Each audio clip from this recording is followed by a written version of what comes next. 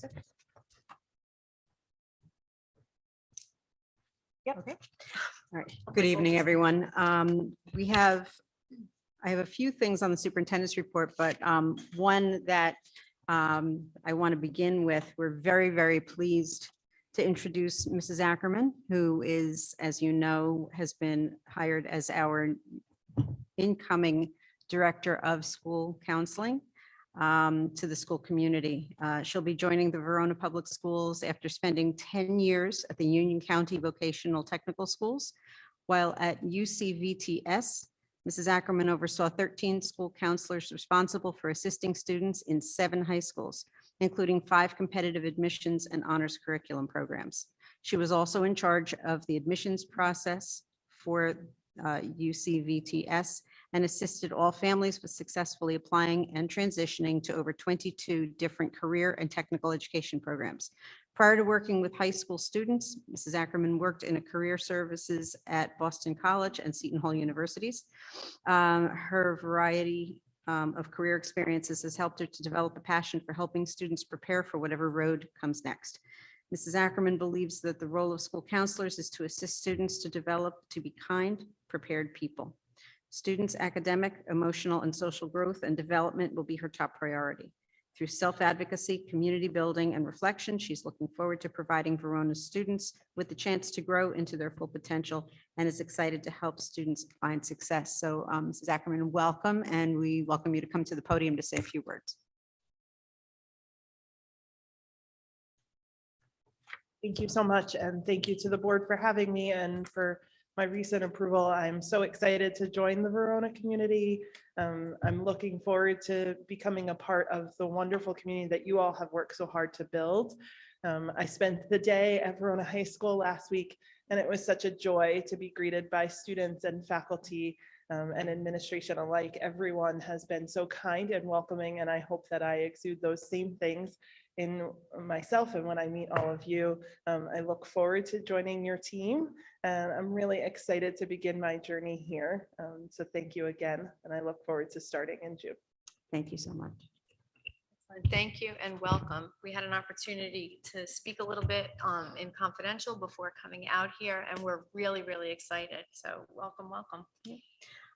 Just a couple of other points for the superintendent's report this evening. On the board agenda is a calendar change for the current school year.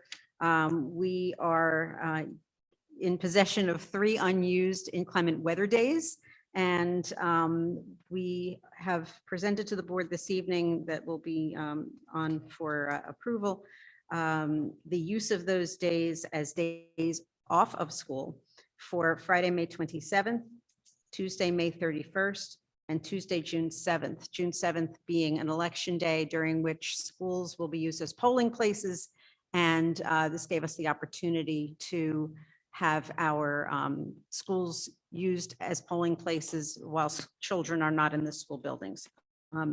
In the event that there is any severe weather that would cause the district to, again, utilize any of those days, we will begin with first the Tuesday and then the Friday that we've added in.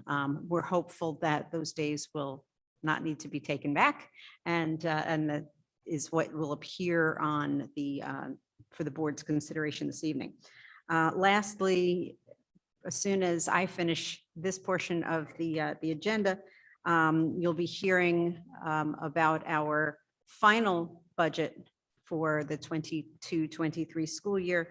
And I would just like to thank Mr. Cruz, the Finance Committee, all of the board, the administration, and all of those other supporting roles that helped us to craft this budget. We feel it's very financially and fiscally responsible, and yet is supporting and adding programming to our schools that are needed by our students. So that concludes my report for this evening. And board members, if you have any questions, I'd be happy to answer them. Does anybody have any questions for Dr. Fenari? No. If not, as board members, we can go down, and Mr. Cruz is going to do the presentation for the school budget, the final school budget.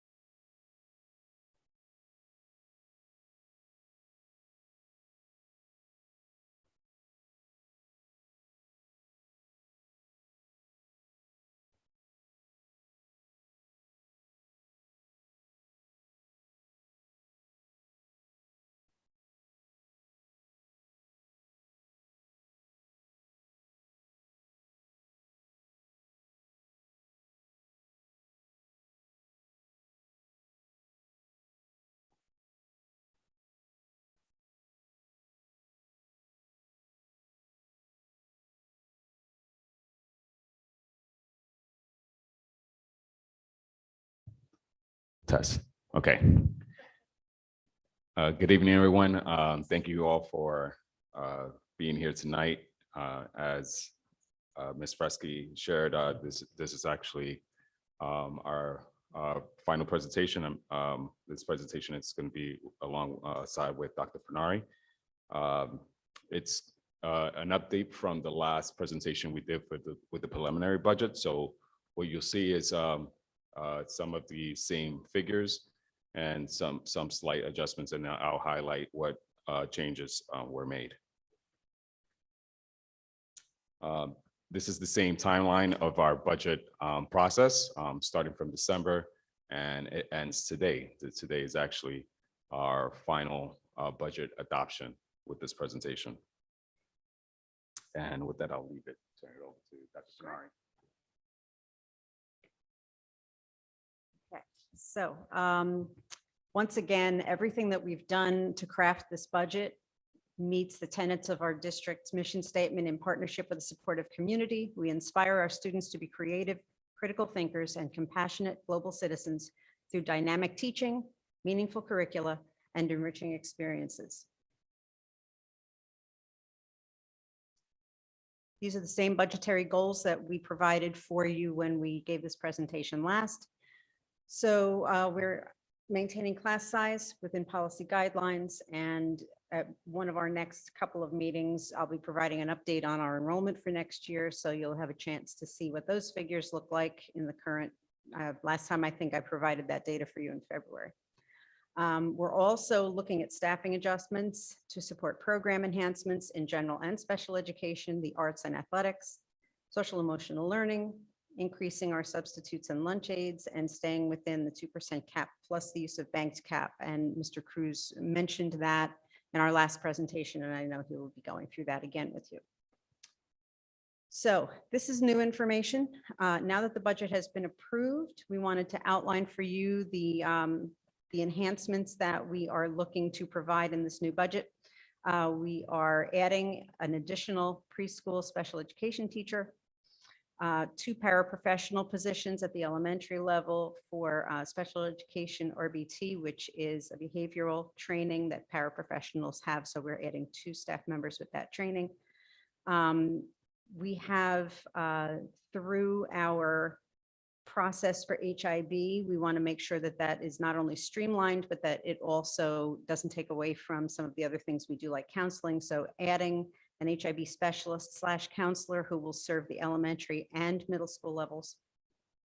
Currently at Verona High School, our vocal music program is staffed with a 0.6 educational position. We are increasing that to a full-time position. SLE work study at Verona High School. So that program will enable students to have someone who is overseeing programs for students who will be able to go out into the community and have job experiences that relate to school monitored programming. For the high school, we're also adding a robotics technical education staff position. We know we have a very robust robotics program at the middle school, and we want to extend that program into the high school. And so we're really pleased that we were able to add that position to the budget. As we've mentioned in the past, we are enhancing both the electives and adaptive physical education for our special needs students. So there will be dollars dedicated to those enhancements. This year, we know that the elementary schools had multiple lunch periods where in the past they had fewer lunch periods. And we want to be able to maintain the increase that we have experienced this year in the lunch aids. So we budgeted for that. We also have spoken previously about gradually accruing all of the costs for both swimming and field hockey. Next year's budget, we have 50% of those costs that are covered, and that's going to be a graduating scale. And so that in the next 3 years, it will be fully paid for by the board. We also are working on replacing 2 of our communication platforms that we currently use. And we're going to be replacing those with a program called Parent Square. And Parent Square is, we're very excited about this because one of its main features is that it can be transmitted and received in a multilingual fashion. So we can send a message out in English. The receiver can choose the language that they would like to receive the message in, and it translates for that reader. And then the reader can send us a message back in their native language, and it will translate back into English for our district to read. So helping to bridge some of the language barriers that may exist for our parental and community consumers. Mr. Cruz? Thank you, Dr. Fenari. So here's one of the slides we had in the last presentation. It's basically the increased revenue for the 22-23 budget. 2% tax levy, which is $712,683. The bank cap, which is equivalent to 0.82%. This is tax levies from 2 years prior that were not levied at that time period, which is available to us to levy this year. And then the additional state aid increase for fiscal 22-23 is $568,926. So the total estimated increase in revenue is $1,576,164. 164.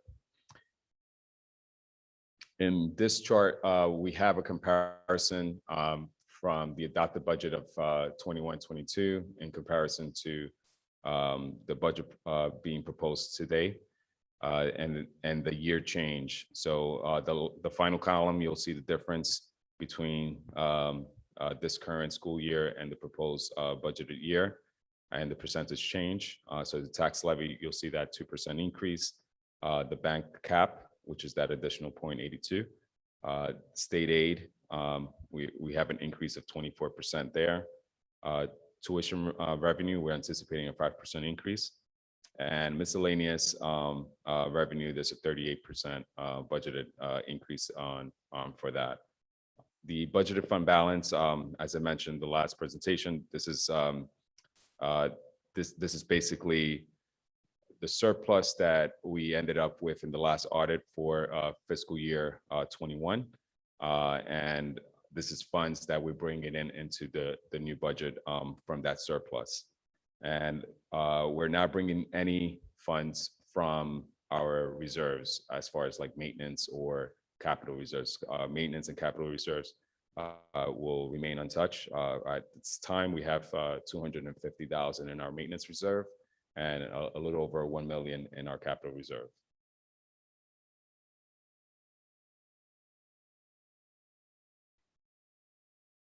So in this pie chart, we have a breakdown by percentage showing areas of that's actually taking up the $40 million proposed budget. The majority of that is in gen ed instruction, followed by special ed. Special ed is actually itemized. It's a total about 25%. And here you'll see those categories as instruction, tuition, OT related services, OTPT, and child study team. Then the other big area that is a big cost factor is benefits. And then we have smaller areas where you see there custodial services, maintenance, school administration, general administration, which is central office, guidance, sponsor athletics, and then, as I mentioned before, the special ed department.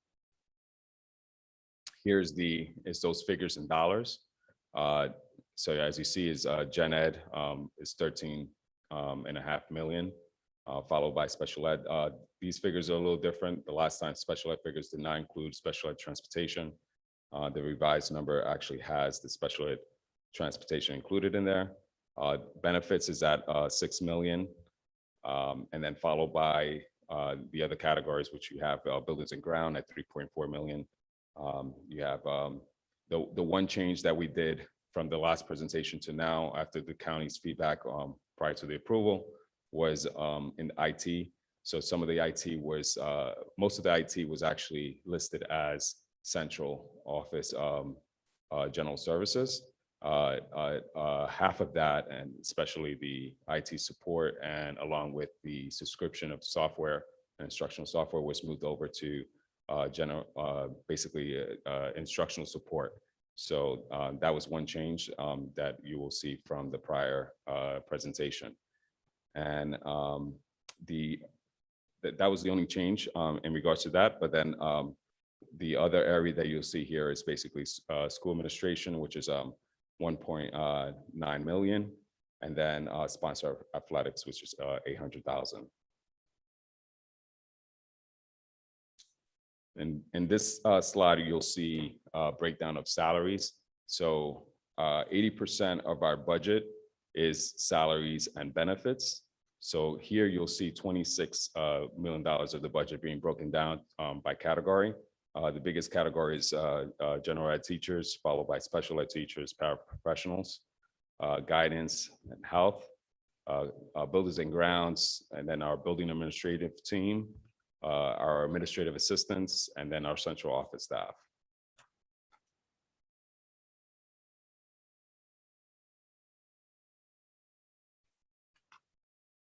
In this slide here, we have the comparison of our expenditures. So you'll see here the salaries, benefits, comparing it to this current school year, along with special ed, general ed instruction and support services, which is hasn't changed from the last presentation. And with that, I'll turn it over to Dr. Fernari. Thank you. So I know this is hard to read, but what we have on, and by the way, this presentation will be posted after the meeting, most likely first thing tomorrow morning, and it'll also be translated into the user-friendly budget that gets posted both on the Department of Education's website and on our website. But we wanted to make sure that the initiatives that are part of the budget were spelled out. Now, in the last presentation, all of this information was here. What we've done is just to slightly consolidate some of that. So you'll see in all areas, middle, elementary, and high school, that professional development is provided to teachers. That is something that districts are required to do. In different levels, different PD is going to be focused. So at the elementary level, reading, writing, performance assessments, supporting the science curriculum, the STC science curriculum. We have a new social studies material purchase coming up. We're also going to be supporting, again, the NWEA MAP Growth Edmentum Exact Path program, our literacy coaches, and then in curriculum writing, we have language arts and math, some tweaks going on. We also have PE and health and art.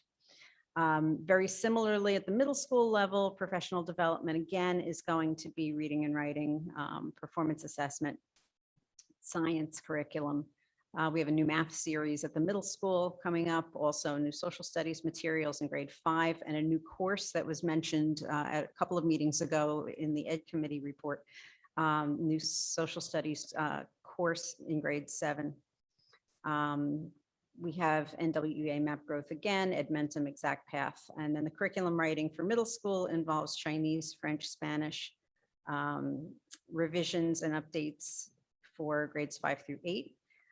We have the PE health curriculum revision updates and the Dimensions Math grade 5 curriculum update, art, music, and theater arts. Finally, at the high school level, we have similarly professional development in English, inquiry-based learning, social studies, math, and lesson study. English selective courses, there's an exploration going on there. And the curriculum writing, as you see, is in the areas of pre-calculus, music theory, AP music theory, introduction to entrepreneurship, SUPA, and Introduction to Finance, Accounting, Social Media Marketing, World History, US History 1 and 2, and European History AP. So there's a lot going on, and all of that is supported in the budget.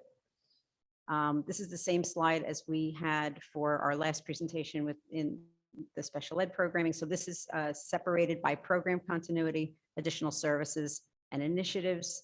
So program continuity, language, sensory, social program, pre-K to 12, learning language disability program, pre-K to 12, resource room replacement, second grade to 12th grade, supplemental instruction, push in and pull out programs in pre-K to 4, in-class instruction in 5 through 12, supplemental aids and services pre-K through 12, and extended school year, or the ESY program that happens during the summer, kindergarten through 12th grade. Additional services include speech language, counseling, OT, PT. There is a 1.5 position dedicated to district behavior analyst, elementary academics assess and engagement program, counselor, professional development to support the district's initiatives and programs, sensory rooms, effective school solutions, or ESS, in grades 5 through 12, and the purchase of supplies and materials for instructional purposes. As far as initiatives are concerned, we have, as I mentioned before, the adaptive electives for special needs programming at Verona High School and at HBW. We have mental health and wellness certification, maintenance, and we also have additional staff member upon department needs. And that in the previous slide was identified as a preschool kindergarten position. And we have the registered behavior technicians for the LSS program included as well.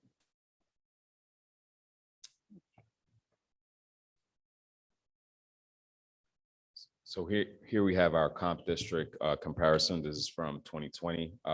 The state hasn't released the 2021, but that should probably be released sometime next month. But this is similar to the last presentation on the comp district comparison. On this slide, we have our total tax levy increase. As I mentioned in our preliminary budget presentation, there was a second question that was delayed and wasn't implemented until this past fiscal year. The silver lining with that delay, it does support a minor tax increase this year come around, because that's already built into that tax levy. So right now, the total tax increase for 22-23 is $446,772. Our debt service is going down because of the interest charges. So you do see that reduction compared to this current fiscal year of $58,192.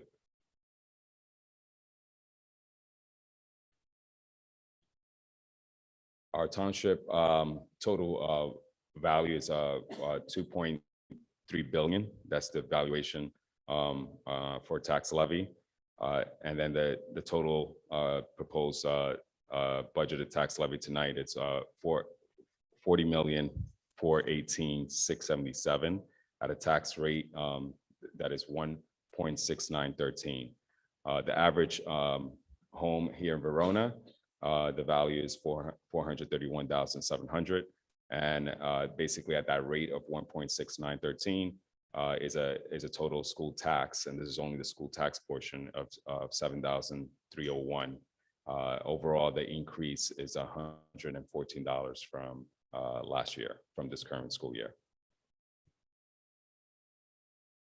So overall, this is the budget facts. The increase in our tax levy as far as generating the funds is 2.83% compared to last.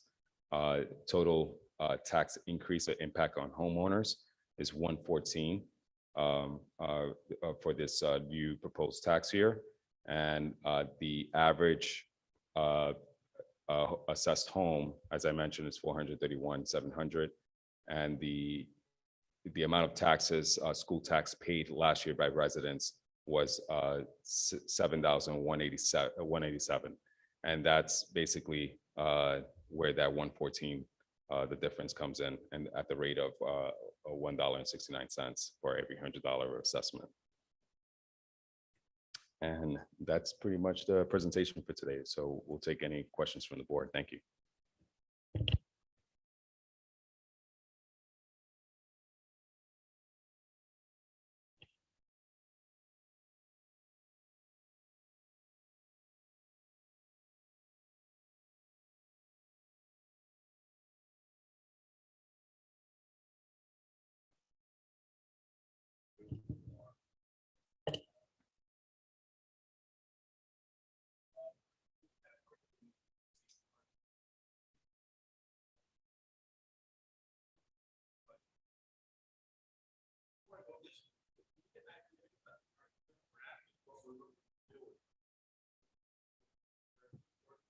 Sure. So, and thank you for bringing this up. Now, the one question I have is board members, so that we can have, should we be doing the dialogue with the board with the microphones? Yeah, let's go back up.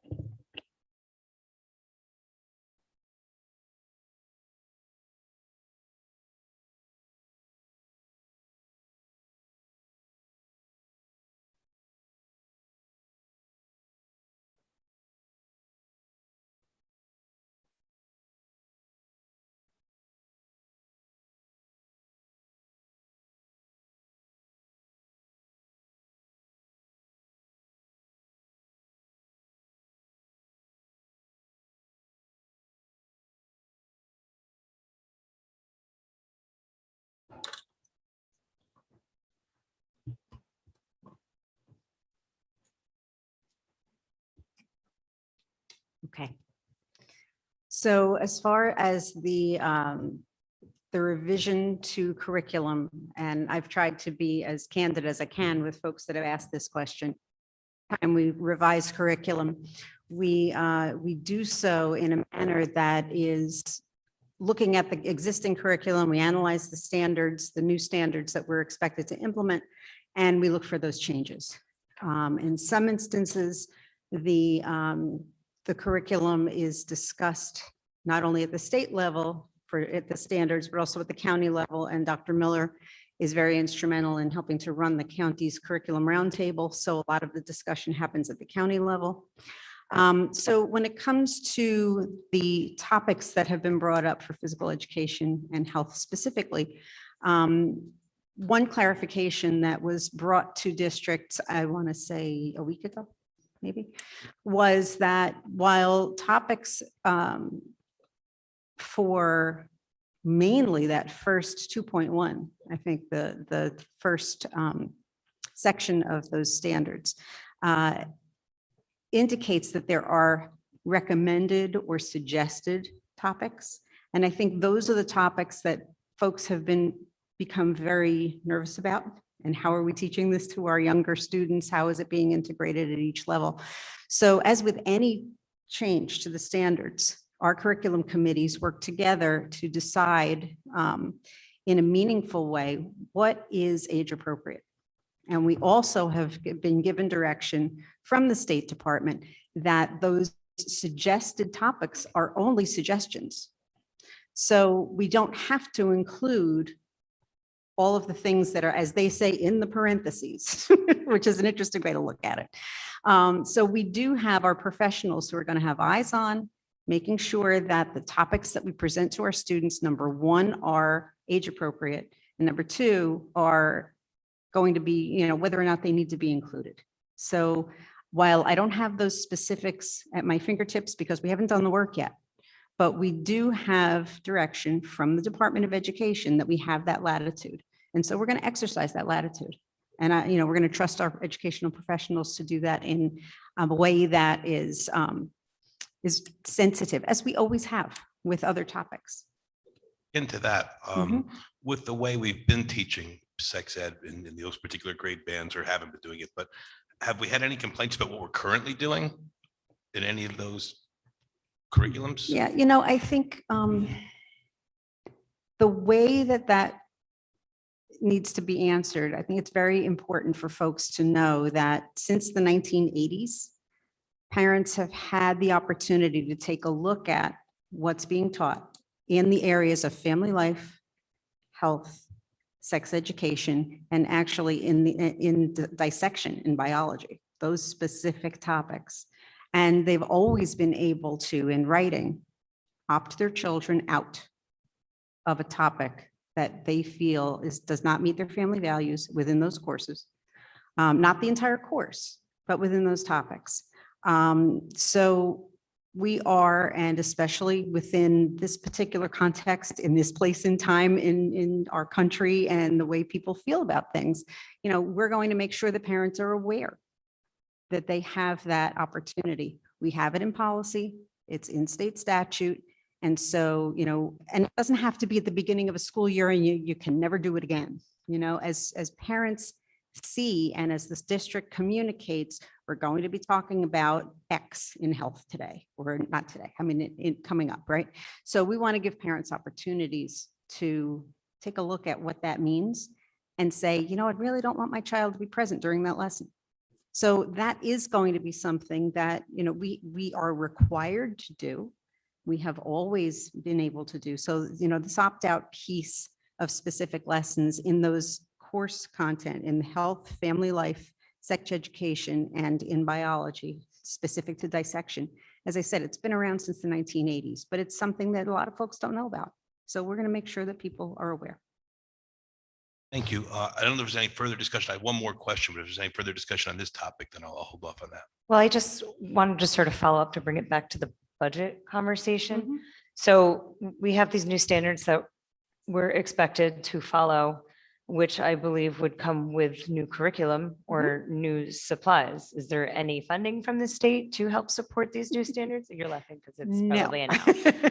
Okay, No. so because I think, you know, sort of bringing it back to Chris's question, it's not part of our budget, but I also know that this budget was developed well in advance before the state sort of dropped this on us. Mhm. I mean, do we have a ballpark figure of what that's going to look like? I mean, is that going to be really significant in terms of materials or no? No, Okay. no. So, you know, as with most things, districts write curriculum and we use either we evaluate the materials that we already have and utilize those, or we look for the best possible materials that we can find, usually either primary sources or text sources that are designed for students at particular grade levels. That's what we have our educational professionals for. But I don't anticipate any major textbook purchase for teaching these subjects. The second question was, I guess, Mr. Cruz, if you might be helpful to answer this. We had the pre-K/kindergarten teacher. Is it pre-K or is it kindergarten? Is it both? And if it is have some pre-K, you know, responsibilities, is there any way we can get the state to procure the cost for that particular staff member? Okay, so that was actually in our budget, and Dr. Moriello may want to help me on this one, but that was in the budget. If you remember, we had an unidentified special education position in the budget. So this is now the identification of what that position is. But as far as the need is concerned, Dr. Moriello, please. To give a little more clarity to that, it is a preschool disabled special education teacher. It will not be kindergarten. Our enrollment right now is high in our preschool program. Our self-contained numbers next year will be starting off not as low as we tend to. And with the open enrollment with EI and 3-year-olds being accepted into the program, this is a proactive approach to make sure that we have spaces for those students. It's great to hire the staff member. My question is, you know, I don't know what the qualifications are to qualify for the state reimbursement for preschools. But I don't pay a dime in my district for any of my preschool expenses. It's all reimbursed. I don't know, you know, Verona's got a, you know, maybe a different income level, so it might be different, but if we haven't, or if we could check into the fact that to see if there's any reimbursement we can get if it's going to be a pre-K staff member. Currently, right now, we do get about $25,000 through IDEA for preschool supplies and those type of things. And when we fill out the grant this year, we'll be allocating some of those supplies and teacher salary to that $25,000. We don't get a large amount because we are a small district, but we do get some funding through IDEA. You may be talking about a preschool grant that was filled out a while ago. I don't know if you're using your IDEA money, but you know that grant would have had to been pre-filled out if so, and we didn't know that the need was there at that time. That's that. It's so as Dr. Mariello mentioned, that's the IDEA funding, which is students with an IEP. The other grant, it does that the state actually provides, it has to do with like free reduced, basically certain income. So because we actually don't meet the threshold as a district, we wouldn't be able to qualify for those grants. If in the future there's a federal or state grant that opens up where we're eligible for, that's something that we could definitely revisit and apply for. That's based on what we currently do, because we don't currently ask parents to provide an income declaration for anything. So if a parent wants free reduced lunch, they'd have to actually apply for it, correct? Correct. Yes. So currently in the district, because our free reduced lunch numbers, I believe right now we're like at 1.12%. only those parents who actually do apply do declare their income, stating that they actually are below the poverty level. Very good. Are there any other questions? Really have a question. I just have a comment, and I would like to first thank Mr. Cruz for all your hard work on this budget, Dr. Fenari and administrators on all your work on this. I am very pleased to see, and I can't wait to see how it turns out with the electives and the specials that we're going to add on. Mhm. That is big, and I think a lot of students will benefit from that. So thank you for adding that in. That's all I have to say. I would like to echo what Pam said, as well as excited to learn more about the work study program. I think these are all incredible assets to our district. So, and yes, thank you very much for all your hard work. Excellent. Thank you, Mr. Cruz. If there's no other questions regarding to the budget, we are going to move on with our agenda and go to committee reports. And we have education and special education.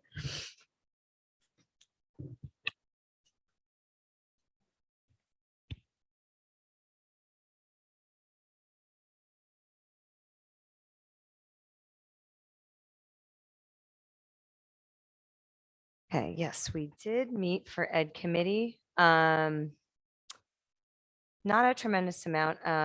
We talked about policy 7250, which is a revision for the policy. I think it's our first revision in over 10 years on this policy. And this is the naming of facilities, and we brought it up to date and in line with the districts surrounding us. The World Language Department had meeting with Mrs. Peter, and world language teachers agreed to rename some of the HBW world language courses to exploratory courses for grade 5, and then introduction to for grade 6, and then 1A for grade 7 and 1B for grade 8. The DEI committees met and focused on specific questions of what would success look like, what inspired you to join, and why is this work? I'm sorry, I'm trying to read. It's not going up and down. And why is this work important to you?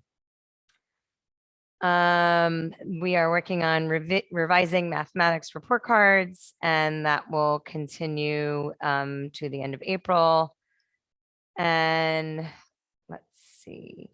Oh, humanities supervisor, Mrs. Peter, and the elementary principals, as well as 9 elementary teachers, met with 3 different social studies programs to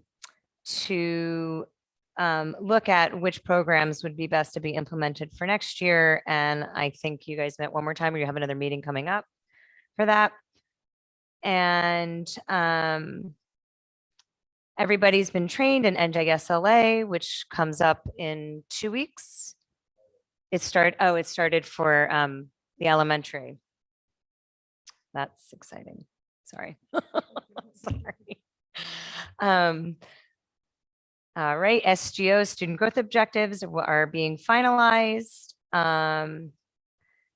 Stevenson and Dr. Miller met with Rider University and to meet with potential teaching candidates. And Mrs. Peter and Dr. Miller also interviewed potential teaching candidates from TC and J. And non-tenured is on the agenda for tonight. Let's see. Lots of professional development for math. We have a doctoral student conducting research via an online survey, elementary teacher beliefs on English language learners in the mainstream settings. And the Splash Summer Learning Program information went out. And Dr. Fenari mentioned the calendar change. And other than that, we have a couple district sub-paraprofessionals on. May 14th is our mental wellness festival. It's looking to be a huge event. I think a lot bigger than we expected, but that's really exciting. And public CPAC meeting will be June 6th at the VHS auditorium at 7 p.m. And I think that's it. Did I miss anything, Mr. Rocca? I think that was it. Does anybody have any questions for Mr. Walker or Mrs. Drappi in regard to that? All right. Then the next committee that met that we'll hear on is facilities.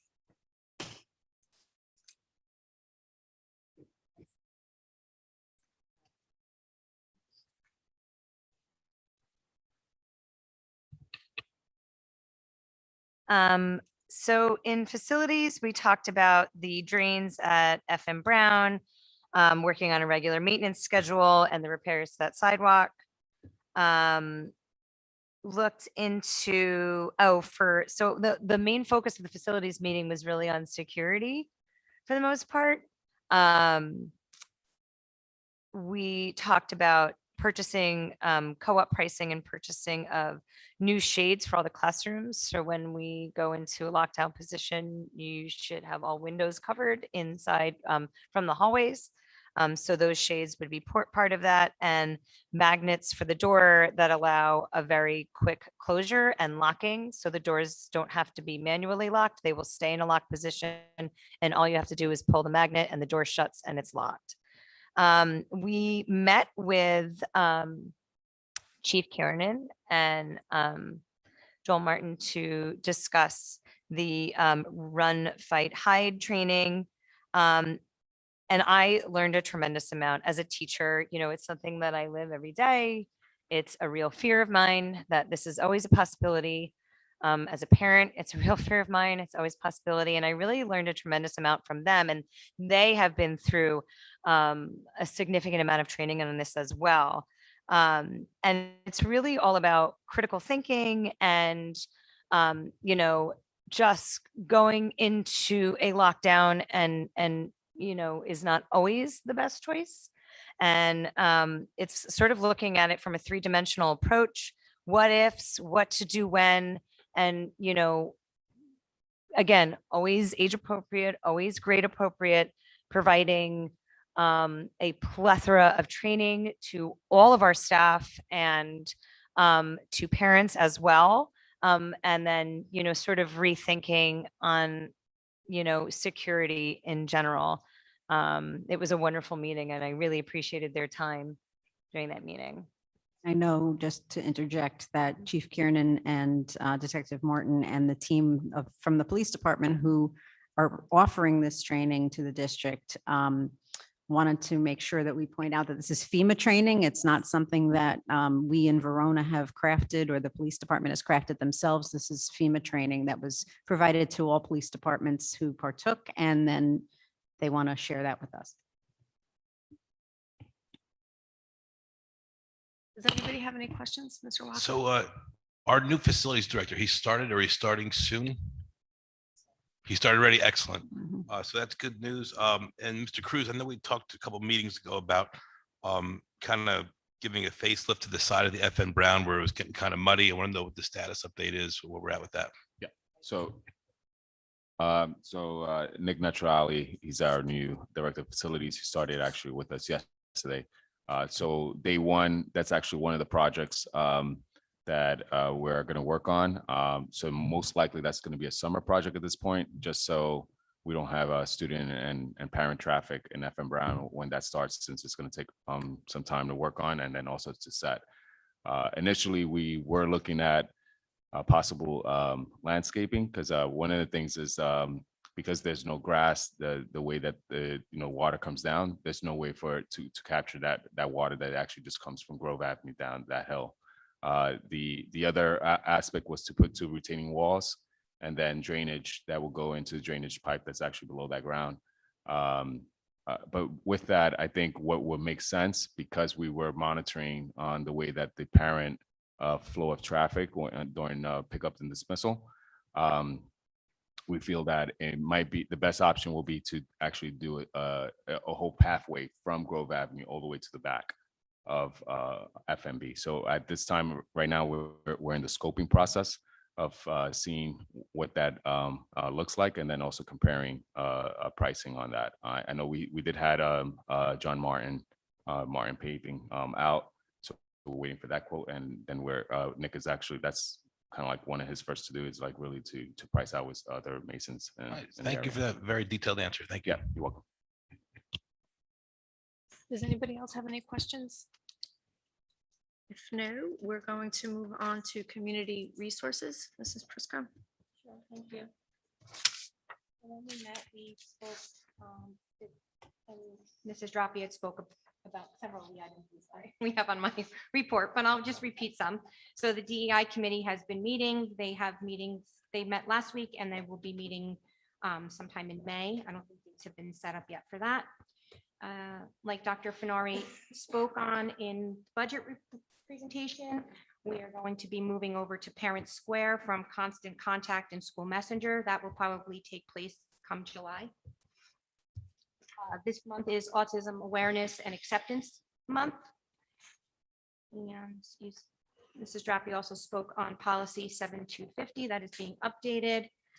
And also Dr. Fenari, like she mentioned, met with Chief Kiernan numerous times. And I do feel that I think it's great that you have such a great contact with our police department and working relationship with them.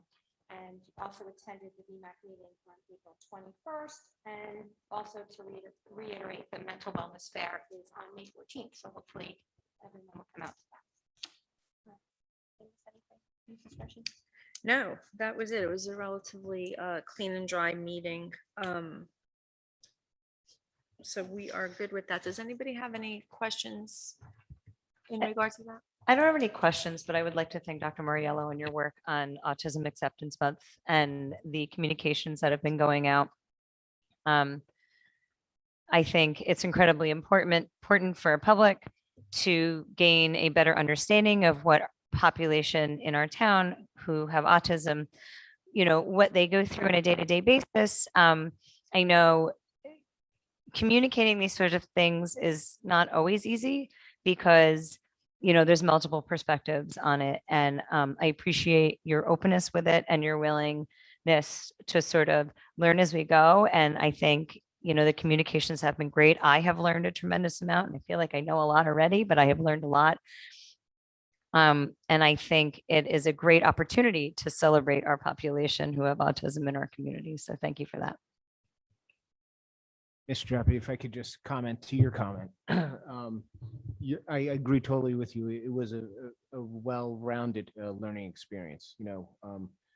We had some positives. We had some people that shared where we can make improvements. Just so that the community knows, we're going to be establishing a committee next year in order to work around some of these topics around mental health awareness, around autism acceptance. The one thing that rang true with anybody that I spoke to, whether they were happy about what was going out or were sharing opinions, was many people want to hear the students' voices. So, when we establish these committees, I think it's going to be essential to make sure we do that.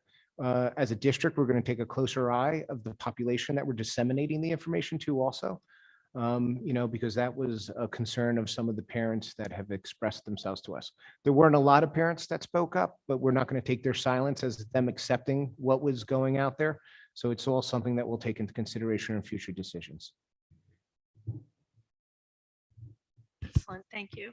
And the last committee was finance. Yeah, so we met last week. We started talking about solar panels. Looks like there's still a couple decisions to be made about, where to put the solar panels and what schools will get them and won't get them. And should we do it like a gradual approach? And should we look to buy the energy or sell the energy back at certain rates? So it looks like there's still decisions to be made there. And if anyone has any follow-up questions, I think Mr. Cruz will have a much better understanding of that than I do. Then we talked about photocopy machines. We had one contract with, I guess, Canon. Then there was another contract, I think, with Minolta. From my standpoint, as long as the district's copying needs are getting met, I'm happy. But I do really like the fact that we have a BA that's looking to see what's the most cost-effective way to do this particular aspect of school operations. So a decision was made, and that's the contract we're going to go with. The same thing with the wireless carrier. We'd had a certain wireless communications carrier, and it was thought that we'd get the same value at a cheaper price with a different company. So I said, I think it's a great idea. And then we finished the meeting with us to follow up. We had a member of our community present us with no idling signs that were maroon and white and looked kind of cool. We just followed up on that. And it shows that I guess there was some kind of snafu with delivery at the time, but now it looks like those signs are on their way. So thank you to the gentleman that got those for us and for ordering them. Thank you. So yeah, so we actually did receive the order last week. They were installed today by the maintenance team. Mr. Naturali, he did reach out to me earlier today, and he asked if we could order additional, and I actually approved for that for additional areas that actually need the sign. So that's something that where needed, those signs will actually go up. Great, thank you. I have a quick question on the solar panels, because I know this was discussed several years ago and looking into putting solar panels like on the school buildings or buildings being so old and the roofs like couldn't support them or they're being pitched. So what are those options now? So the option right now, so one proposal we have from Solar Landscape, and their assessment is through basically it's through what is it, satellite view of our building, because we also have new roofs through the referendum. I think right now is probably the ideal time to actually get solar. I know that there was questions about like the amount of weight. Right now, the weight of each panel is probably like less than 5 pounds per panel. But then with that, there's actually also warranty and guarantees that the solar company will come out, let's say for if there's actually an AC unit that we need our technician to actually work on. So the solar company will actually come out around the clock to be available to kind of like remove those panels to ensure that there's actually a pathway for that work to be done. So I think having those pieces and looking at that, and then also assessing those concerns with an architect, that's something that we'll definitely look at before, you know, getting into that last phase of the scope. So when they're coming to do the satellite view, we had looked at that with the referendum, so you have that information. So has anything changed from the information that was in that referendum book to what we're looking at now? So the information from the referendum, that was prior to the roof being replaced, or so The current referendum that we just completed, because I think there was a whole section on solar, and to Mrs. Prisco's point, one of the problems were structural, that some of our buildings, even though the roofs were going to be new, that the interior structure would not support the weight. Okay, so that's something that I'll definitely follow up on. So right now, the buildings that we're looking at for solar will be Verona High School, a portion of HBW, which is actually mostly the annex part of the building that has a flat roof. And then we have Lanning and a portion of FM Brown. So those 4 buildings are with the amount of usage of that they utilize in energy, and the ideal roof space, and also the actual area, the square footage of the actual flat roof that we could actually sustain. And I think it's also important to notice that, like, we're not gonna, it's very unlikely we're gonna own these solar panels. The company's gonna own them. So they're gonna have their architect double and triple check as well, because they're the ones that stand more to lose if, you know, something structurally messes these things up. So I think I think it'll be a win-win no matter how we do it. I took part in a NJSBA, well, it's like sort of this ongoing certification, green certification. And on the first meeting, they had somebody from Princeton schools there who said, now they're a much bigger school district. So, and they invested a lot up front for this. They saved over a few years to be able to do this. And I know this plan is slightly different than what they're looking at. But the point I'm trying to make is that they were able to save $1.2 million in energy costs in the first 5 years. And I think that that's tremendous. And I think if we have an opportunity to save money in a long, you know, for a long term like that, I think that's definitely something we should look into. So the other piece is that we're comparing. So right now, this first proposal is for what they call a PPA, which is a purchase product agreement, purchase price agreement. So basically, the solar company actually owns the panels. We don't actually kick any funds up front. So there's actually no cost of board up front. The benefit to the board is that we're buying their energy at 3 cents per kilowatt hour. So that's a significant cost savings there. And the other aspect is to do as ESIP, buy and own the solar panels ourselves. So that's something that we'll also look at and then do a comparison and see what route will make sense. Were there any other questions? I don't know if you want to speak to it now or if it goes with this, but I know questions have come up in the past about the electric bus and we were applying for a grant. Do you have an update on that? Yes, so we did get a response from NJ DEP. Unfortunately, we did not get the electric bus grant. So one of the aspects, I guess right now there's a lot more school districts applying for it. They are looking at areas that are more highly dense areas where the impact of greenhouse emissions have greater. I guess they're looking at a kind of like a threshold to see what the impact is in certain areas in New Jersey.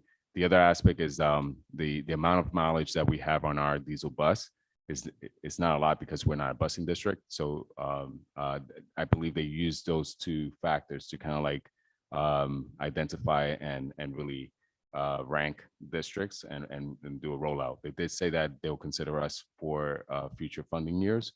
So when it comes up again next year and next school year, we'll definitely apply and hopefully, it's something, an opportunity that we get into.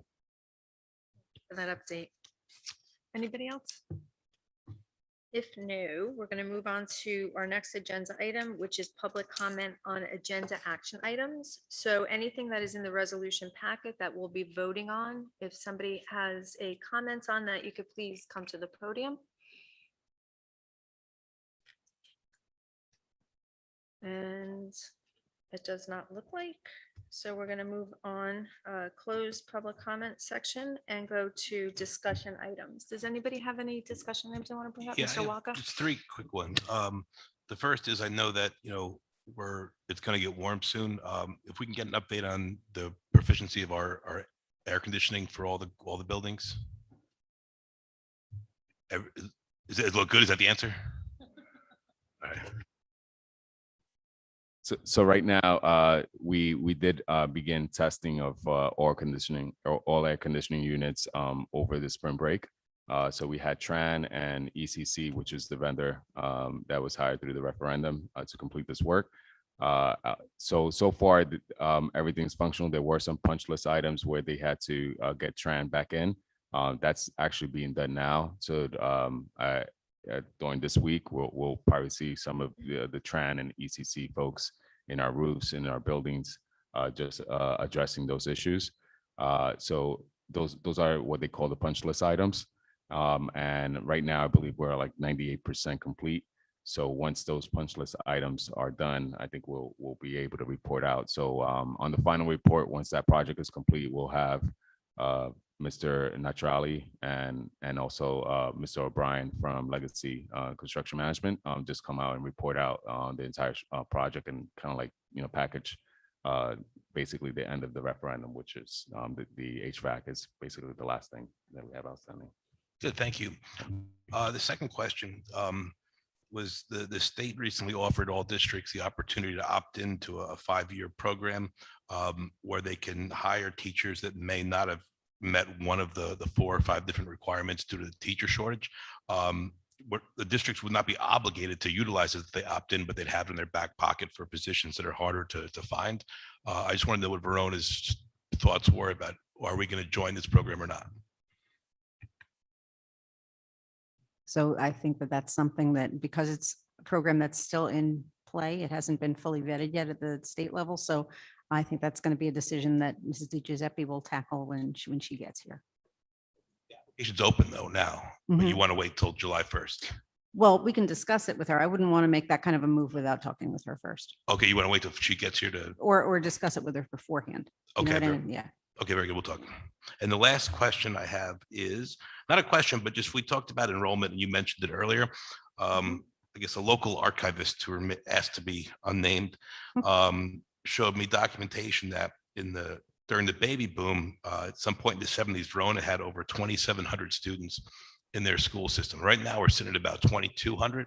So I just think it'd be interesting when we're projecting enrollment and spacing issues to see if we can archive what, I feel like it's not like we added new buildings or we had more buildings back then or less buildings now or anything like that. So just to see how it was manipulated and managed back then when we had so many kids, because that's a big difference from where we're at now. And yet we still found a way to make it work. I would imagine that the class sizes were Much much bigger. bigger. I mean, and traditionally back then, the class sizes were 30+ children and they were jammed in there like sardines. I mean, I know when I look at pictures of my parents in the classroom, that's what it looks like. It's like just kids wall to wall. Yeah, So- that could very well be what the outcome is. I think it'd be cool if we looked into it, just because there's probably something we could learn if we are going to at some point see an expansion or a growth in our town, to see logistically, how did we cope back when we were at our apex as far as number of kids? Thank you, Mr. Walker. The only thing that I wanted to bring up in discussion items, and I sent Lydia, Dr. Fernari, an email earlier, and I checked back with New Jersey school boards. I reached out to Charlene Peterson in regard to part of the law states that we need a student representative for the board. And I checked with Mrs. Peterson to see how other districts are doing that. I don't know, Mr. Walker, if you've done that in your district yet, but she sent me, and I'll forward it to the rest of the board members this afternoon, some policy that came out of Strauss Esme that different districts are using, and it ranges everything from they have to be only seniors, or some are junior and seniors, some it's open from 9th to 12th, some is an election method. So it's all over the place. So we could all look at that and start to think, because we'll need to implement that for September. Yeah, I'd love to have some, I believe you have to have a high school, so that's why I don't have. A Oh, student your rep. district Yeah. doesn't have a high school. I That's didn't right. realize that. Okay. All right, so that's something I'll forward Mrs. Peterson's email to everybody. We could start to look at the Strauss Esme. Dr. Miller, I'll put that with you as well. Sure. And I don't know if we want to fold in Mr. Cogdill on that. It impacts the high school and maybe the student council, and we'll start to get that looked at and I mean, figure out how we're gonna work obviously, that. sorry, obviously the policy piece would fall under ed committee, but I think the other piece would be like how we go about doing that. The actual implementation of it would be more of a community resource, right? Yeah. Because it's a And also representative. the policies that she sent me, and you'll see, Okay. vary wildly. Oh, oh boy. Under All right. criteria for students and elections and nominations and, signatures, getting petitions, almost like think they it's were great. applying for a board seat. Yeah. I think it's great. I think it's going to be awesome. It's Yeah. going to be fascinating. I just, one question I have for the student representative that would be up here, they're representing, so they're going to bring back with student body Correct. information. They're not voting on anything. It's just bringing information to us from the student population, correct? Yes, they'll work both ways as a liaison. So they would not be included in anything confidential. Obviously, they do not have any voting rights. They would be required to attend board meetings. They would be able to sit down with board members and the superintendent to kind of get an overview on the work of the board and what we do. So I think it's a great opportunity for a student to learn that, particularly if somebody Can who be- might be interested in, political science. I or agree. It's a something. great opportunity. I think also, I believe you're allowed to have it be a rotating basis kind of thing. So more than one student could take turns doing Yeah, that. that's what I'm saying. These policies and the districts are doing it very, very differently. So we just need to figure out how we want that to happen and then get that rolling. Great. So if there's no more discussion, we are going to move on to a roll call to vote on resolutions. I need a motion to accept and approve resolutions number 1 through 19. Motion. Motion by Mr. Waka, Second. second by Mrs. Prisco. And Mr. Cruz, can you please do the roll call? Sure. Mr. Walker, Yes. for the record, Mr. Dave's absent, Mrs. Drappi, Yes. Mrs. Prisco, Yes. Mrs. Fresky. Yes. We have quorum, motion passed. Thank you. Excellent, thank you.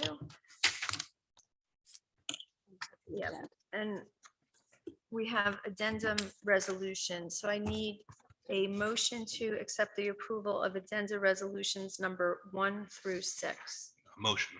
Motion by Second. Mr. Waka, second by Mrs. Drappi.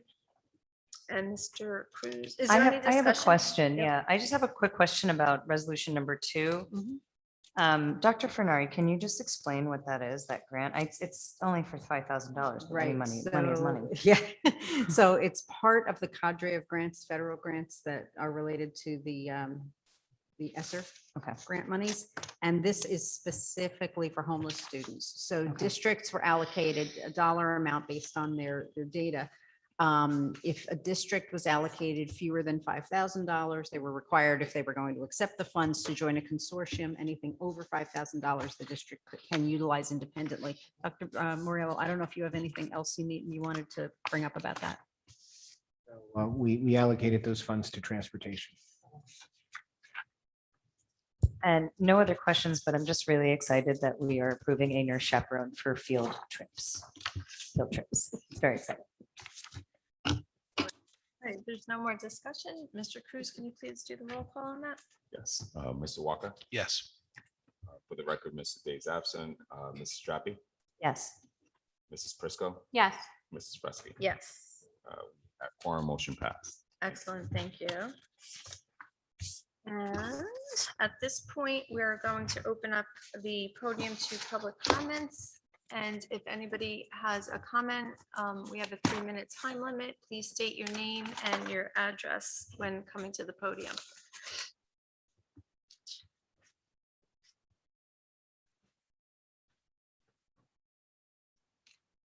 Hi, Maria Squilanti, 6 Belclair Place. I just had a couple of comments, I guess. For Mr. Waka, you mentioned about that analysis about the number of students during the boom. I would be interested if you do find that out, the number of teachers. In terms of Dr. Fernari's comments about the health and sex education curriculum, I like what I'm hearing. I just feel like there's still a lot of room for error. When you say that things are age appropriate and that we trust our teachers, I do too, in terms of traditional health and the traditional subjects of math and whatever. But right now, the way things stand in terms of what is sex education, it's changed so much that the whole age appropriate conundrum is a little more murky. And I like, you look at towns like Montclair who've already implemented the curriculum that's made waves all over media, from Advocates for Youth, which is a political ideological advocacy group, whatever you want to call it. So it's close to home. So I would be interested to hear more on this subject, like what's going to be the policy in place where we're going to rein in teachers who may be well-meaning on the subject matter, the materials they're going to use, the source of this material. Is it, I love the idea that the material is going to come from textbooks and primary sources, but the reality of it is that that's going to be a little more work. And when there are readily available materials made possible by parties that, some parents may not be aware of, well, that concerns me. So I'd love to see a lot of focus on transparency going forward, because I think the best thing that the district can do is open up the lines of communication and maybe in an overly cautious manner, ensure the parents have 150% of the information versus maybe just an overview in the form of a curriculum. So I know I will request that of my kids' teachers from the senior to the 7th grader next year. And, I'd like to see more of a proactive approach if possible from the district. And that's it. So it was more of a comment. Thank you. Thank you.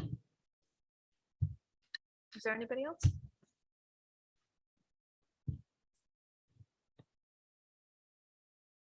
Good evening, Monica Vincent, 36 Montclair Avenue. Probably about 6 months ago, I had contacted the board and the district. Given the pandemic, the last 3 or 4 years, even prior to the pandemic, reading scores, not just here in Verona, but across the country, were flat. And when I contacted the district and the leadership of the board, I wanted to get a sense of how, given special education and when looking at Mr. Cruz's report tonight, general education and special ed, special ed dollars are creeping up. Anybody who knows anything about special ed, it's expensive. And I'd like to ask the board to request an analysis over to see what the last 3 or 5 years are, so that the community is aware, the taxpayers are aware of those costs, whether they be personnel or curriculum. I'm actually curious to see what that increase is, because special ed also includes those learning disabilities and students that struggle with reading.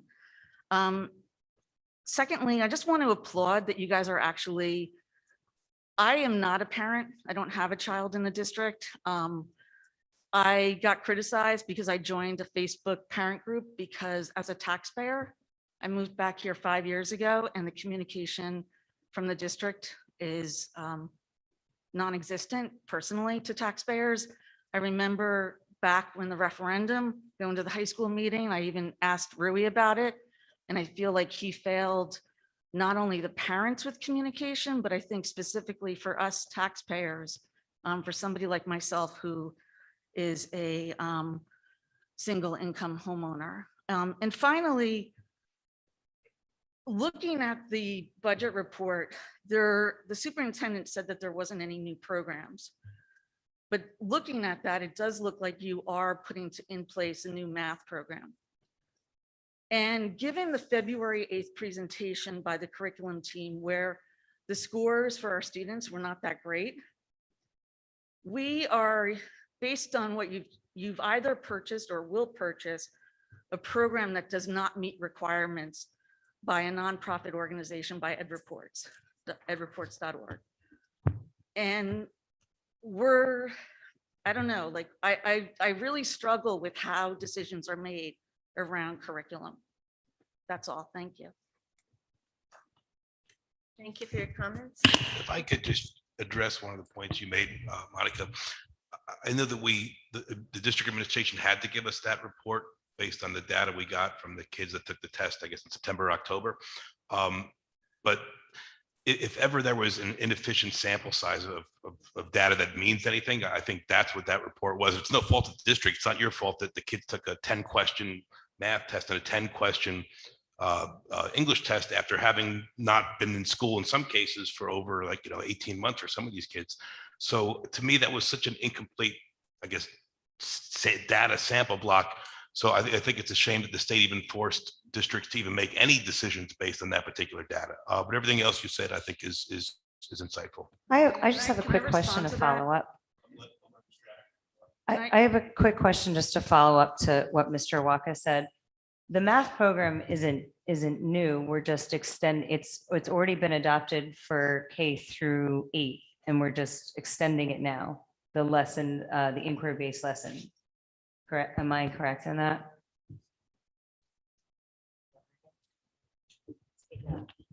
Okay, microphone's working. Yeah, I will make a couple of comments. The Start Strong was a extremely small sample size, and we should not have reported the results. 10 questions is not enough. If you have less than 20 students in a grade level, you can't report out who they are for ethnicity. So Start Strong we thought we did a good job presenting that. And as far as the math, we're in our 6th year of exploring math. We will adopt a new middle school series in the upcoming days. It is along the lines of an illustrative mathematics, something along those lines. It's and the EdReports actually received perfect scores.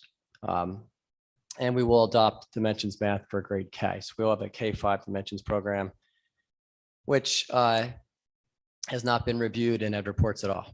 It's not even in there. And if you read the comments of EdReports, they make the disclaimer that they make recommendations, but it's up to each individual school district what they choose based upon the professional development and where they are in their teachings. So I just want to make that clear. Can I respond? I recognize it's a small sample, but if you look over the last few years, the scores are still not that great.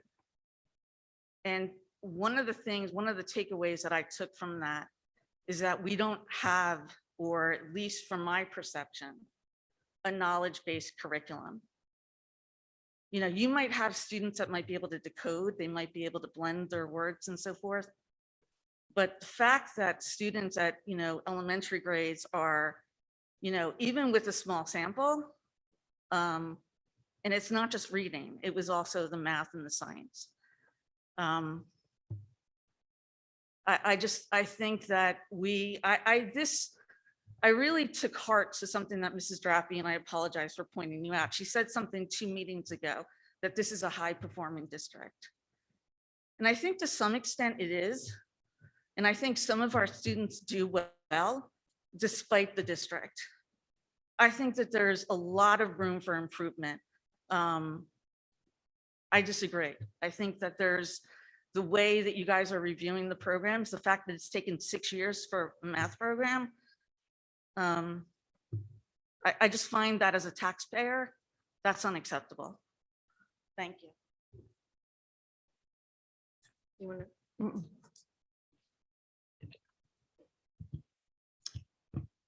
Hi.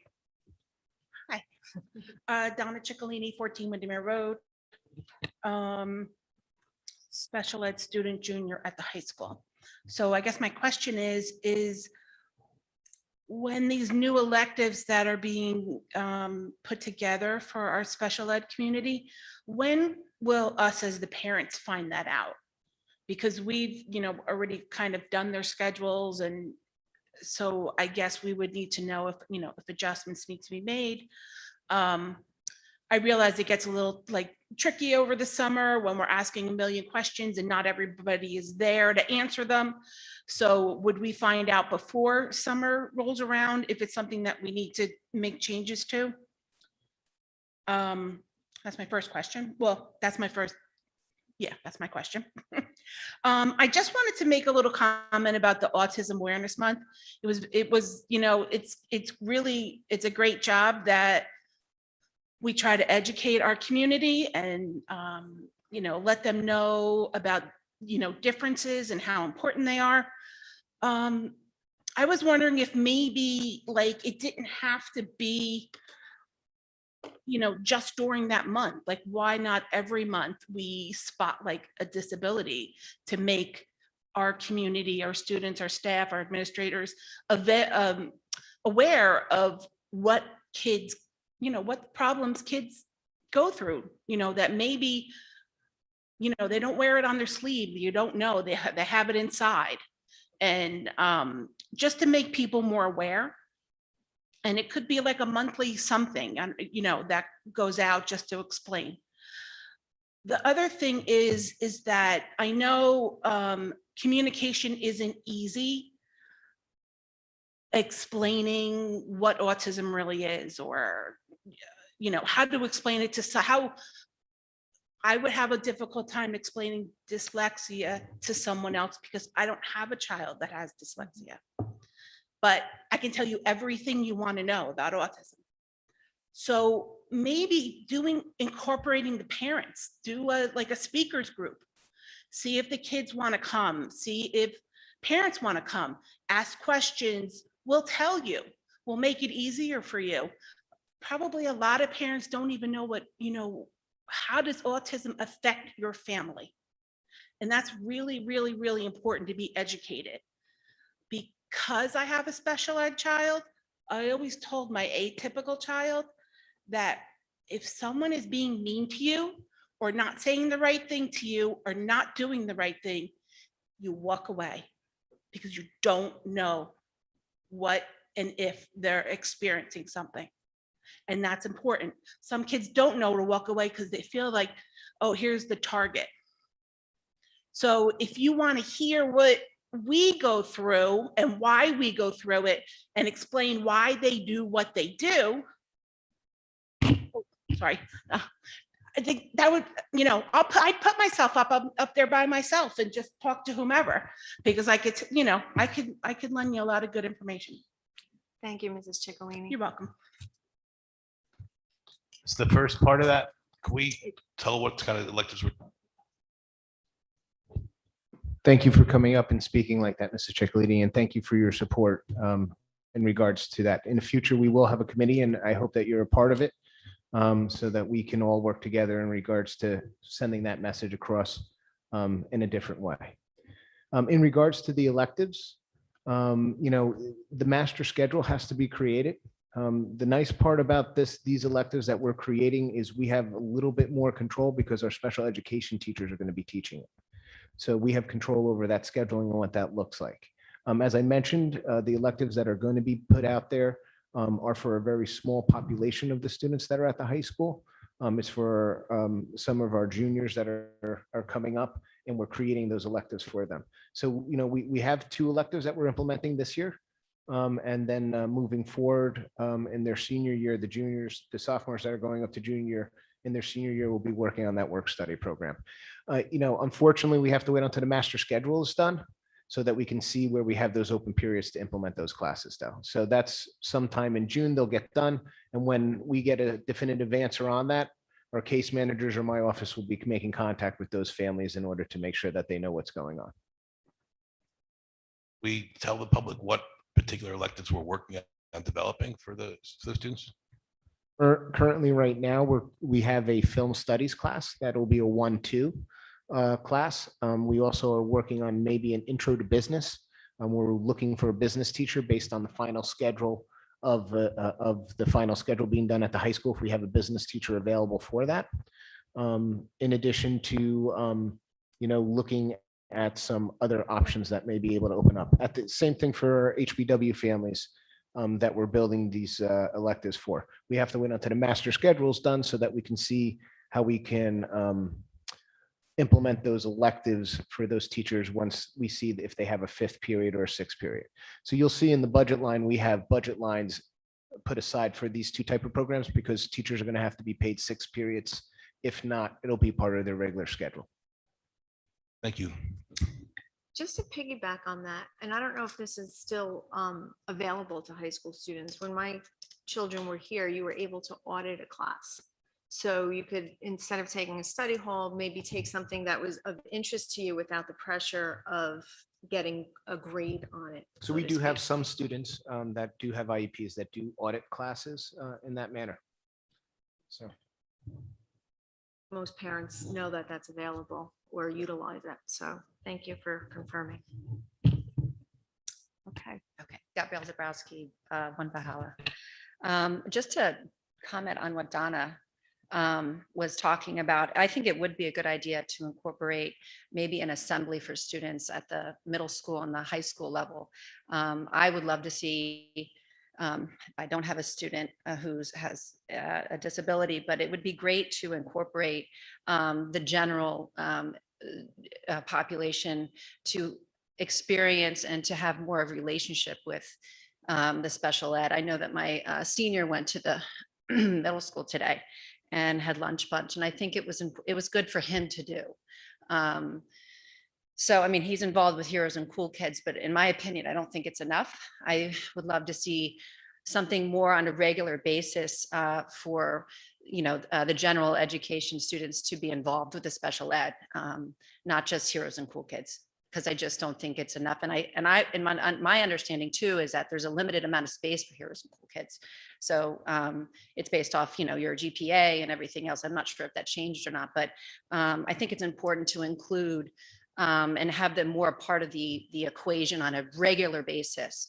And I know some of the special ed students do go into regular classes, but I think there should be more of an effort to involve them more. An assembly would be great. Donna could stand up at the assembly and discuss, but I think that would be important for students to know what students with disabilities go through. So that's kind of what I wanted to comment on what Donna was talking about. But as far as communication, it's been brought up before to how do we, there are a lot of times we have these answers and you guys don't answer them.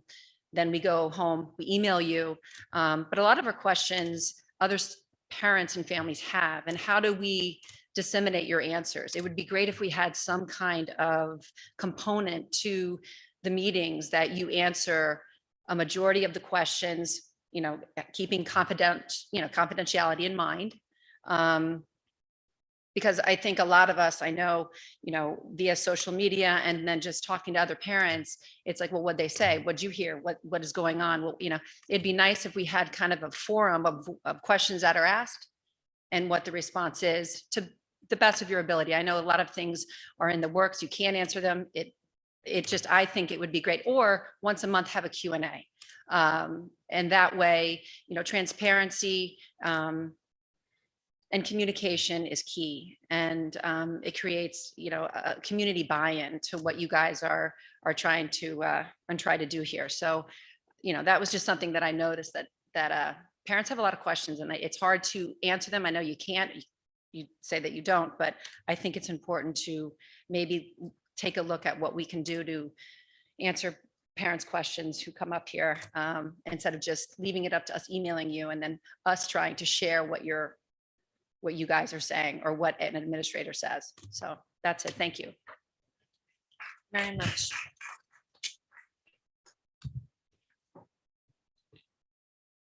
Good evening, Denise Frizella, 130 Person Avenue, sorry. I don't work in education. I work kind of on the periphery of education. So I've never been in a classroom. I don't know how a lesson plan is made. I don't know how curriculum is made. I don't know how you take learning standards, make it into a curriculum, make it into a lesson plan. If perhaps someone could explain a little bit about how that process happens, because we've been hearing a lot about it. And who is involved in each of the areas, that would be very helpful for me. And also regarding having to wait until the master schedule is created before we can implement an elective for special education, that makes the special education students a footnote. They are a footnote. Their education is a footnote to the general education students. We will have this elective only if we can find a teacher to teach it. It should be part of the master schedule. There should be sitting at the room saying, we need to have this class. How are we going to put this class in the schedule? It shouldn't be happening in June. Students need to know their schedules before the summer is over. So we need to have that become a little bit sooner in the process. And there's one more thing, but I think that's it for now. So thank you. Thank you.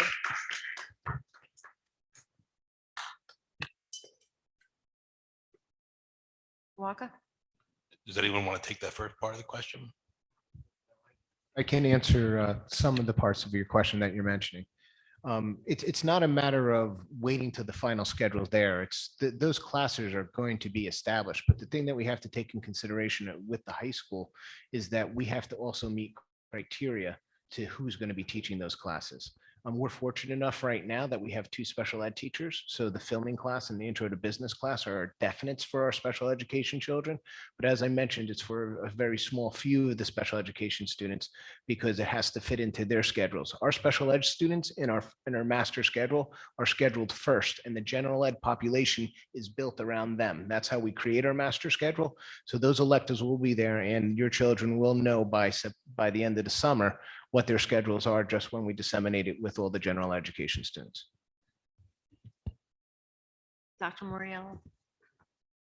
I guess to chime in. So when Lyndon Johnson signed in the Title I Act, he actually, part of that law states that a national curriculum is illegal. It kept state sovereignty over what they were going to teach. Each state kind of does their own thing as far as, what they're going to mandate is taught. But in New Jersey, public school districts have to abide by the mandates of the New Jersey Department of Education. And it's up to the districts to determine how they're going to implement those curricular mandates.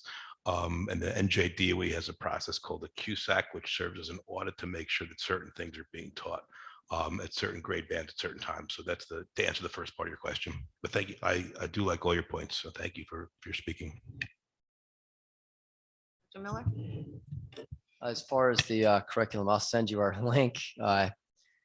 All of our curriculum documents are available to the public. They're all, they were, when I got here, were PDFs, so they were dead documents. They're all living documents. They're all Google Docs. We update them frequently. They have become larger over time because of the demands of CUSAC and of all the standards that we are required to put in. So we use what's called an understanding by design framework. It has 3 stages. The first stage really talks about what our goals are, what the big ideas are, what the enduring understandings are. So like when we were kids, we didn't really teach that way, but we try to teach that way now. So we try to ask students, what's the bigger picture? And Grant Wiggins, who's not with us anymore, posed the question of transfer. So how do we use what we learn and how do we transfer this to other subjects? When we get to our second stage, it's about how we assess our students. We try to do as much as we can through performance. I think at the high school, we have really good examples of that trickling down. And then our third stage are like, what are our activities that we do? It's a lot to look at. I'll gladly go over it with you if you have questions. But I think what we do that's really important is as we do our professional development, we update our curriculum. And we spend a lot of time in curriculum and professional development because it's what makes our teachers better and more effective to teach our students. So it's all there. There's a lot there. And if anybody's ever any questions, I'll gladly go over it with you. We try to figure it out as we go. But we get a lot of information from the state that we are required to update. Mr. Walk and others can speak to this, that we have to update every year. So it's a challenge for us, but we take it on. And as far as the health and phys ed, when we update things, we do them with extreme care. Like Dr. Fernari said, there were suggestions when the state was asked, these are suggestions. We will meet with our phys ed teachers and with Ms. Palmarisi, and we'll find out what's appropriate. We can share that ahead of time because there is concern with that. I think I personally, as the director of curriculum, hear very little with health and phys ed. I think our teachers do a really good job with it. I did go by the high school today and they were talking about some things that teenagers need to learn about, but I thought it was done appropriately. And the students were attentive because there are some things they want to talk about. And Nari said too, the idea of exercising a possible opt-out could be there. But I think what we do, I hear very little of that presently. And that's why we want to keep it. We want to make sure our students are informed, but also that our parents know as well. So we'll do our best to keep you informed as we move forward. I Dr. can chime Miller? in really quick, just to finish up that question, because the last part of that question is how does that translate into a lesson plan? And, as a teacher, we look at the standard, what do students have to know by the end of the year, right? What is that benchmark? And then we look at how are we going to assess them? How are they going to demonstrate that they've mastered that skill? And then the in-between is how are we going to get them there? And we have to use whatever programs are given to us by the district, whether it's a textbook or a curriculum. In special education, we tend to have more latitude on that because everything is individualized for the student's needs. And then that lesson plan is written up with rationale, the why and the how, and that is submitted to the building principals. And the building principals look at those weekly. And I mean, it's required that they are submitted. And, some lesson plans are more in detail than others. It depends on what you're teaching. Yeah, so I mean, that takes it from the very top to the very, very minute. Mrs. Drappi. Are there any other comments from the public or the audience? If not, we're going to close public comments. And our next meeting is Tuesday, May 10th, and we will be back at the Verona High School Auditorium. And confidential session is at 6 p.m. and the public session begins at 7 p.m. I do want to thank Mrs. Ackerman for staying for the whole meeting because I think this was an excellent meeting for you to be at because we did talk a lot about scheduling and curriculum. So you kind of have a sneak preview of what's coming, which is, I think, great. And at this point, we're going to adjourn. And I need a motion to So adjourn. Moved by Mrs. Drappi. Second by Mrs. Prisco. All in favor, say aye. Aye. Aye. Aye, thank you. And it is 8:40.